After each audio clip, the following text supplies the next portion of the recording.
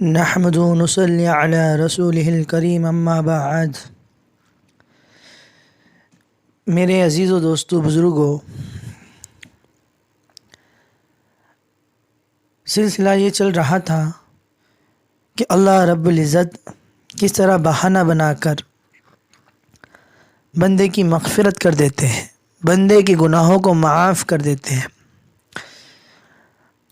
تو اللہ رب العزت اس مہینے رمضان المبارک میں 12 بہانے بناتے ہیں جس کے اندر اللہ اپنے بندے کی مغفرت کرتے ہیں، کئی بندوں کو جہنم سے خلاصی عطا فرماتے ہیں۔ تو ہم نے 4 بہانے آپ کے سامنے رکھے تھے۔ پانچواں بہانہ جو یہ ہے کہ رمضان المبارک کی ہر رات میں 10 لاکھ جہنمی جہنم سے بری کر دیے جاتے ہیں، اور یہ تو سمجھانے کے لیے ہے بتایا، ورنہ تو کس قدر معاف کیے جاتے ہیں ہمیں اس کا اندازہ ہی نہیں ہو سکتا۔ ایک روایت کے مطابق قبیلے بنی قلب جو ایک معروف قبیلہ تھا، جو بکریاں پالنے میں بڑا مشہور تھا، ہر ایک کے پاس 500 ہزار بکریاں تھیں۔ جب قبیلے کی ساری بکریاں نکلتی تھیں تو کتابوں میں لکھا ہے کہ 2 پہاڑوں کے درمیان جتنی بڑی وادی ہوتی تھی وہ بھر جاتی تھی۔ نبی کریم صلی اللہ علیہ وسلم نے اس قبیلے کا نام لے کر فرمایا کہ 15ویں شعبان کی رات میں اللہ تعالیٰ اس قبیلے کی بکریوں کے بالوں کے برابر جہنمیوں کو جہنم سے بری فرما دیتے ہیں۔ تو اتنی بڑی مقدار میں مغفرت کے اعلان کا مقصد یہ ہے کہ یقین رہے کہ مغفرت کے لیے اذن عام ہے، لہٰذا اگر تھوڑی سی کوشش کریں گے تو ہمارے لیے آسانی ہو جائے گی۔ ہے کوئی در کریم کو کھٹکھٹانے والا جو اللہ کے در کو کھٹکھٹا دے؟ اللہ تعالیٰ ایک فرشتے کے ذریعے اعلان کراتے ہیں کہ میرے بندوں سے کہ کہو، ہے کوئی سوال کرنے والا کہ اس کے سوال کو پورا کر دیا جاوے۔ ہم نے اپنے بچپن کے زمانے میں دیکھا، حضرت مولانا ذوالفقار احمد نقشبندی دامت برکاتہم کا واقعہ ہے کہ فرماتے ہیں کہ ہم نے اپنے بچپن کے زمانے میں دیکھا کہ کوئی بندہ بیمار ہوتا تو فقط دواؤں پہ زور ہی نہیں دیا جاتا بلکہ دعاؤں اور صدقے پر بھی زور دیا جاتا۔ چنانچہ ہم دیکھتے تھے کہ بہن اپنے بھائی کو لے کر مسجد کے دروازے پر کھڑی ہو جاتی، اور جب نمازی مسجد سے نکلتا تو کہتی میرے بھائی کو دم کر دو، یہ بیمار ہے۔ جب کوئی بیمار ہوتا تو گھر والے 5-10 روپے چھٹے بنوا کر محلے میں بچوں کو بلواتے اور بیمار بچوں سے کہتے تم تقسیم کر دو، بچے خوش ہو کر دعا دیں گے، اس سے بھی تمہیں شفا مل جائے گی۔ خود اپنے گھر کا حال یہی تھا۔ جب ہم 2-3 کلاس میں پڑھتے تھے تو گھر میں کوئی بیمار پڑتا تو امی اشارہ کرتی کہ تم بچوں کو بلاؤ، ہم دروازے پر کھڑے ہو کر دوستوں کو آواز لگاتے اور وہ آ جاتے۔ اسی طرح یہ بیماری کی شفا کا جو ہے معمول گھر کے اندر تھا۔ اللہ رب العزت جو فرشتوں کے ذریعے رمضان المبارک کے ہر رات میں بھی اعلان کرواتے ہیں، ہے کوئی مانگنے والا میں اس کو عطا کر دوں، تو یقیناً جو آدمی مانگنے کا اللہ رب العزت اپنے اعلان کی لاج رکھ کر اس کی دعا کو ضرور قبول کر لیں گے۔ ہم تو مائل با کرم ہے کوئی سائل نہیں، ہم تو مائل ہے با کرم کوئی سائل نہیں، راہ دکھلائے کسے راہ منزل ہی نہیں۔ ایک ایسی بھی رات ہے، چھٹا بہانہ، ایک ایسی بھی رات عطا کر دی جو 1000 مہینوں سے بہتر رات ہے۔ 1000 مہینوں کے تقریباً 83 سال بنتے ہیں۔ آپ دیکھیے کہ آج کل لوگوں کی عمر اکثر بیشتر 80 سال نہیں ہوتی، اکثر لوگ 83 سے پہلے ہی چلے جاتے ہیں، لہٰذا اگر کسی کو ایک لیلۃ القدر کی عبادت نصیب ہو جائے تو اللہ رب العزت کی طرف سے گویا پوری زندگی عبادت کا ثواب اس کو حاصل ہو گیا، اور پوری زندگی کی محنت اس کو ایک رات میں مل گئی۔ اب یہاں سوال پیدا ہوتا ہے کہ ہم لیلۃ القدر میں عبادت کیسے کریں؟ تو وہ بھی بتا دیا۔ مثلا یہ تو نہ کہا کہ متعین طور پر کون سی رات ہے، اس لیے اگر متعین کر کے بتلا دیتے تو بہت سے لوگ باقی سال سوئے رہتے، لیلۃ القدر میں ہی دعا مانگ لیں گے، اور بعض ایسے بھی ہوں گے کہ جب لیلۃ القدر آئیں گی تو کہیں گے رات تو کافی لمبی ہے، لہٰذا جو قبولیت کا دعا کا وقت ہوگا اس وقت مانگ لیں گے، اور جب قبولیت کا وقت شروع ہوگا تو لوٹا لے کر وضو کرنے جا رہے ہوں گے۔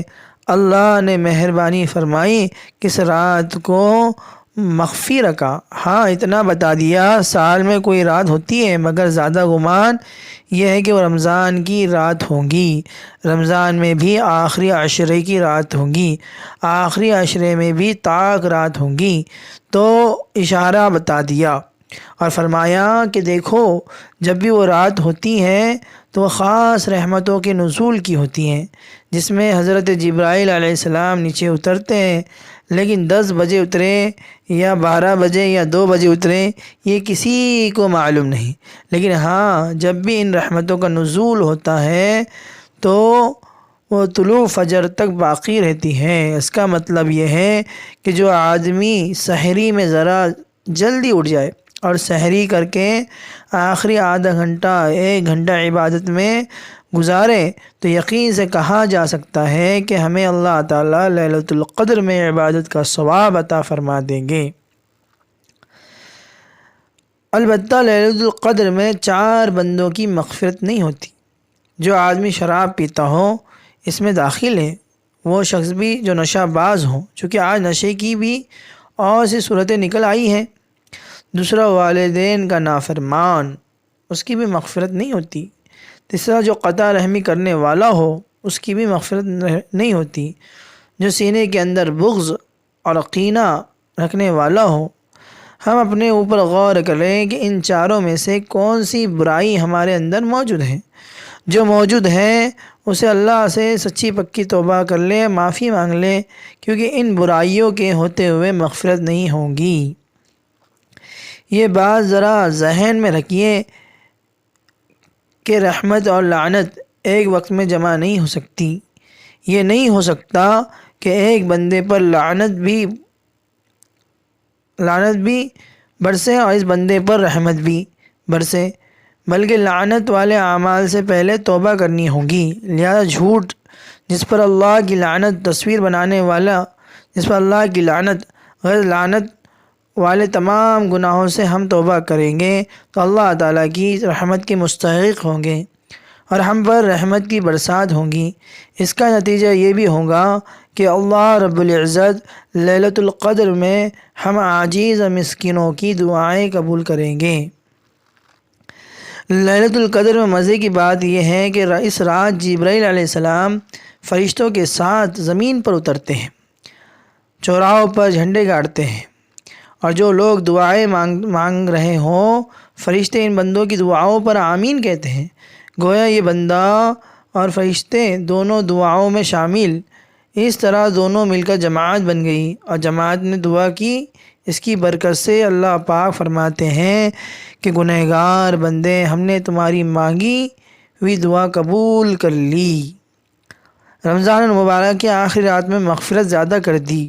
حدیث پاک میں آتا ہے کہ پہلی رات یعنی 7واں بہانہ کہ پہلی رات یعنی پہلی رمضان سے آخری رمضان تک جتنے جہنمی جہنم سے بری ہوئے ہیں اتنے جہنمی آخری رات میں اللہ تعالیٰ جہنم سے بری فرماتے ہیں۔ یعنی پہلی سے لے کر 29ویں تک کا مجموعہ کر لیں، جتنے بنے اتنی مجموعے تعداد 30 کی رات میں بری فرما دیتے ہیں۔ یہ اس لیے کہ کچھ لوگوں کو دیکھا ہوگا وہ شروع میں سستی اور غفلت کا شکار ہوتے ہیں، لیکن آخری لمحے میں احساس ضرور کرتے ہیں ہم نے کچھ نہیں کیا، ہم نے سارا وقت غفلت میں گزار دیا اور ہم غفلت میں رہ گئے۔ تو اس قسم کے لوگوں کے لیے ایک موقع رمضان کی آخری رات دے دی کہ جب رمضان کی آخری رات ہوں گی تو دل میں سوچیں گے ہم نے مہینہ خراب کر دیا۔ ان کے لیے بھی موقع ہے، اگر رمضان کی آخری رات میں وہ اللہ تعالیٰ سے معافی مانگے ان کی مغفرت ہو جائے گی۔ 8واں بہانہ اچھا ہو سکتا ہے کہ کسی نے رمضان کی رات میں بھی احساس نہ کیا تو آگے عید کی رات بھی آ گئی۔ فرمائے عید کی رات کو بھی تمہارے لیے لیلۃ الجائزہ یعنی انعام کی رات بنا دیا، یہ رات بھی برکت والی رات بنا دی۔ چنانچہ جو بندہ احساس کے ساتھ عید کی رات میں دعا مانگے، عبادت کرے، اللہ اس عبادت کو بھی قبول فرما لیتے ہیں۔ 9واں بہانہ کوئی بندہ اگر دعا بھی نہیں کرتا تو فرمایا چلو جتنے بھی غافل بندے ہیں عید کے دن تو اچھے کپڑے پہن کر سارے ہی عیدگاہ آ جاتے ہیں۔ ہم نے دیکھا شرابی کبابی قسم کے لوگ عید کی نماز پڑھنے آتے ہیں، تو عید کی نماز جب سب پڑھنے آ گئے تو اللہ تعالیٰ جو دلوں کے بھید جانتے ہیں، مگر پھر بھی فرشتوں سے پوچھتے ہیں میرے بندے کیا مانگتے ہیں؟ فرشتے جواب دیتے ہیں اللہ یہ وہ مزدور ہیں جنہوں نے پورا مہینہ مزدوری کی، اب آپ سے یہاں مزدوری لینے ہوئے آئے ہیں۔ اللہ فرماتے ہیں کہ تم ان سے کہہ دو کہ کھڑے ہو جاؤ، بخشائے ہوئے ہم نے رمضان کے روزوں اور تراویح کے بدلے تمہارے پچھلے تمام گناہوں کو معاف کر دیا۔ یہاں ایک بات اور بھی ہے کہ حدیث میں آتا ہے اللہ تعالیٰ فرماتے ہیں کہ ان بندوں سے کہہ دو اے میرے بندو تم مجھ سے راضی ہو جاؤ، میں پروردگار تم سے راضی ہو جاؤں گا۔ صلح صفائی ہو گئی، یہ ایسی ہی ہے جیسے ہم آپس میں کہتے ہیں، آپس میں بول چال لو، صلح صفائی کرا کے ایک دوسرے کو کہتے ہیں چلو پچھلی باتوں کو ختم کر دو اور دوستی کا نیا عہد کر لو، تو یہ دوستی کا نیا عہد ہے۔ اس لیے اللہ تعالیٰ فرماتے ہیں کہ تم مجھ سے راضی ہو اور میں تم سے راضی ہو چکا۔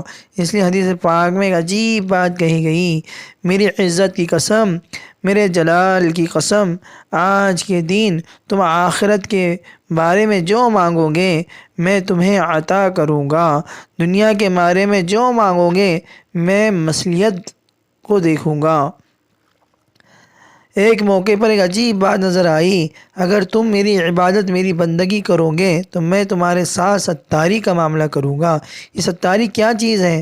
اللہ بندوں کے عیبوں کو چھپاتے ہیں۔ ہم میں سے کون ہے جس سے غلطی کوتاہی نہیں ہوتی؟ مگر اللہ تعالیٰ جب مہربان ہوتے ہیں تو اللہ تعالیٰ بندے کو ذلیل اور رسوائے نہیں دیتے، بلکہ دنیا میں اس سے بندے کی ستاری فرماتے ہیں۔ یہ حقیقت ہے۔ زندگی کتنے اہم موقع تھے، ہم نے اپنی طرف سے گناہ کیے مگر میرے مولا نے ان گناہوں پر وہ پردہ ڈال دیا کہ کسی کے کانوں کو خبر نہیں، کسی کو پتہ ہی نہیں۔ ہم جو آج عزت کی زندگی گزار رہے ہیں اللہ کی ستاری کے صدقے گزار رہے ہیں۔ اگر وہ ستاری نہ کرتا تو شاید آج ہمارے پاس کوئی بیٹھنا بھی گوارا نہ کرتا۔ اللہ تعالیٰ جس پر دنیاوی ستاری کریں گے آخرت میں بھی ستاری کریں گے۔ چنانچہ حدیث میں آتا ہے ایک بندے کو سارے انسانوں کے سامنے اللہ تعالیٰ قیامت کے دن بلائیں گے، اس کے ارد گرد بال کی طرح پردہ ڈال دیں گے، بادل کی طرح پردہ ڈال دیں گے، اس پردے میں چھپ جائے گا۔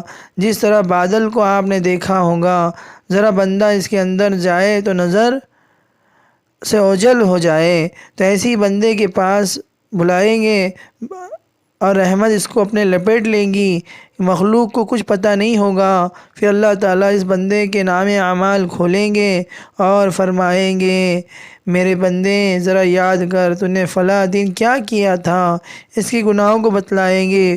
وہ بندہ اقرار کرے گا، چونکہ انکار کرنے کی گنجائش نہ ہوگی، انکار بھی نہیں کر سکتا۔ اللہ تعالیٰ ایک ایک کر کے گنوائیں گے، حتیٰ کہ وہ بہت سارے گناہوں کو گنوائیں گے۔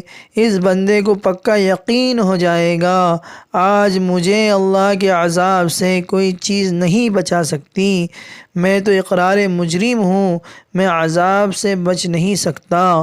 اللہ فرمائیں گے اے میرے بندے، میں نے دنیا میں تمہاری پردہ پوشی کی تھی، میں آج کی دن بھی تمہاری مغفرت کرتا ہوں۔ اللہ تعالیٰ گناہوں کو نیکیوں میں بدل دیں گے۔ جب بادل ہٹے گا مخلوق حیران ہوگی، یہ کیسا بندہ ہے جس نے زندگی میں کوئی گناہ کیا ہی نہیں۔ اللہ اکبر کبیرہ۔ اللہ نے اپنے محبوب بندوں سے، اپنے محبوب سے وعدہ فرمایا قیامت کے اللہ تعالیٰ اپنے محبوب کو بھی، ان پر ایمان لانے والے کو بھی رسوا نہیں فرمائیں گے۔ عید کے دن اللہ تعالیٰ فرماتے ہیں اے میرے بندو، اگر تم میرا خیال رکھو گے تو تمہاری ستاری کروں گا، اور کافروں اور مشرکوں کے لیے کے سامنے تمہیں ہرگز رسوا نہ ہونے دوں گا۔ تو دیکھیے بخشش کا نوا بہانہ کہ عید کی نماز تمام کی مغفرت فرما دیتے ہیں۔ نیکیوں کی صدقہ اللہ تعالیٰ گناہ گاروں کی بھی مغفرت فرما دیتے ہیں۔ 10واں بہانہ، اللہ رب العزت نے روزے کو قیامت کے دن شفاعت کی اجازت دے دی۔ چنانچہ حدیث پاک میں آتا ہے قرآن اور روزہ یہ دونوں قیامت کے دن شفاعت کریں گے۔ قرآن کہے گا اللہ تعالیٰ میں نے اس بندے کو تراویح میں کھڑا رکھا اور اس کو سونے سے جگائے رکھا، لہٰذا بندے کی مغفرت کر دیجئے۔ روزہ کہے گا اللہ سارے دن اس کو بھوکا پیاسا رکھا، اس کی مغفرت کر دیجئے۔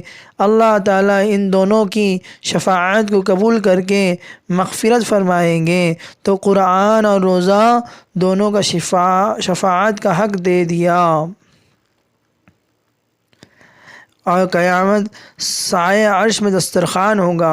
قیامت کے دن میدان محشر میں سبھی لوگ پریشان ہوں گے۔ اس وقت اللہ کے 7 قسم کے بندے عرش کے سائے میں ہوں گے، لیکن اسی کے ساتھ کچھ لوگ مشک کے ٹیلوں پر ہوں گے، ان کے وقت گزرنے کا کچھ پتہ ہی نہیں چلے گا۔ تو اس طرح حدیث کے مطابق جس بندے نے پورے آداب کے ساتھ روزے رکھے ہوں گے، میدان محشر میں جتنی دیر مخلوق کا حساب ہوتا رہے گا، اللہ ایسے بندوں کے لیے عرش کے نیچے دسترخوان بچھائیں گے اور ان کی ضیافت فرمائیں گے۔ علماء نے لکھا ہے کہ عمل کا بدلہ جن سے عمل سے ملا کرتا ہے، چونکہ دنیا میں وہ بھوکے پیاسے رہے، اس کے بدلے اللہ جنت میں داخل ہونے سے پہلے ضیافت اور مہربانی کا معاملہ فرمائیں گے۔ جنت میں ایک دروازہ ہے جس کا نام ریان ہے۔ حدیث پاک میں آتا ہے کہ روزے داروں کے سوا کوئی اور بندہ اس میں داخل نہ ہو سکے گا۔ اس کی مثال یوں سمجھیں، ہم جب کبھی کسی یورپی ملک جاتے ہیں تو ایئرپورٹ پر امیگریشن میں ایک اسپیشل دروازہ ہوتا ہے جو لوگ خاص ان یورپی ممالک کے ہوتے ہیں، ان کے لیے ویزے کا کوئی مسئلہ ہی نہیں ہوتا، تو اس پر انہوں نے نشان لگایا ہوتا ہے کہ جو یورپ کے رہنے والے ہیں وہ اس دروازے سے چلے جائیں، ان کا پاسپورٹ بھی کوئی نہیں دیکھتا۔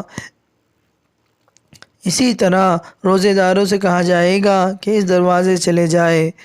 11واں بہانہ ہے 3 چیزوں پر پچھلے تمام گناہوں کی بخشش کا وعدہ فرما دیا۔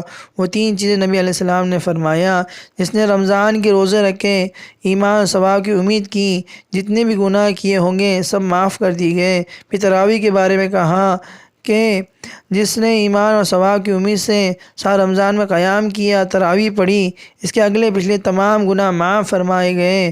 پھر اس نے بڑھ کر تیسری بات کہی، جس نے لیلۃ القدر میں ایمان اور ثواب کی امید رکھ کر قیام کیا، اس کے اگلے پچھلے تمام گناہ معاف کر دیے گئے۔ مجھے تو ایسا لگتا ہے کہ ہی مقصد ہے کہ اللہ تعالیٰ بندے کی مغفرت فرمانا چاہتے ہیں، لیکن آگے بہانے بنا دیے۔ اچھا جو روزے رکھے گا سب گناہ معاف، جو رات کو قیام کرے گا اس کے سب گناہ معاف، جو لیلۃ القدر میں کھڑا ہوگا اس کے سب گناہ معاف، جیسے کوئی کسی کو معاف کرنے کے لیے تلا ہو۔ واقعی اللہ کی رحمت تلی ہوئی ہے، کسی طرح بندوں کے پچھلے تمام گناہوں کو معاف کر دیا جائے۔ اور تو اور افطاری کا کھانا تو کوئی مشکل کام نہیں، یہ تو پسندیدہ اور مرغوب عمل ہے۔ جب بھوک لگی ہوتی ہے تو ہر بندہ پہلے سے تیار ہوتا ہے، لیکن اس کے مقابلے میں سحری کا کھانا ذرا مشکل ہوتا ہے۔ رات کو ذرا دیر سے سوئے تو اٹھنا ذرا مشکل ہوتا ہے، مگر دیکھیے کھانا کھلانے کے لیے فرمایا اللہ تعالیٰ اور اس کے فرشتے سحری کھانے والوں پر رحمتیں نازل فرماتے ہیں، کھانے کو بھی عبادت بنا دیا۔ واہ میرے مولا، مقصد کیا تھا؟ چلو بھوکا رہ کے بخشش نہ کرو، اس کے تو کھا کے بھی بخشش کروا لو۔ بارواں بہانہ، دیکھو کیسا عجیب بہانہ ہے۔ اللہ نے تمام عبادت کے اجر کے لیے ضابطہ بنا دیا اور فرشتوں کو کہہ دیا عمل کریں تو اجر لکھتے جاؤ۔ جہاں روزی کی باری آئی فرمایا نہیں، جہاں روزے کی باری آ گئی تو فرمایا نہیں، فرشتوں اس کا اجر تم نہیں لکھ سکتے، روزہ میرے لیے ہے، اس کا اجر میرے ذمے ہے۔ اگر دوسرے اعمال نہ کر سکے تو اجر مجھ ہی کو دینا ہے۔ اس پروردگار کا اتنا اجر دے دوں گا کہ پچھلے تمام گناہ معاف ہو جائیں گے۔ مغفرت کی اللہ پاک نے انتہا کر دی، اجر اپنے ذمے رکھ لیا۔ ہو سکتا ہے کہ ان بہانوں میں سے کسی ایک میں بھی فٹ نہ ہو سکے تو اجر تو میرے ذمے ہے، جیسا بھی عمل ہوگا میں پروردگار ہوں، اس عمل پر اتنا اجر دے دوں گا کہ محبوب کی امت بالآخر مغفرت کر ہی دوں گا۔ اللہ تعالیٰ مجھے اور آپ کو عمل کی توفیق نصیب فرمائے۔ وآخر دعوانا الحمدللہ رب العالمین۔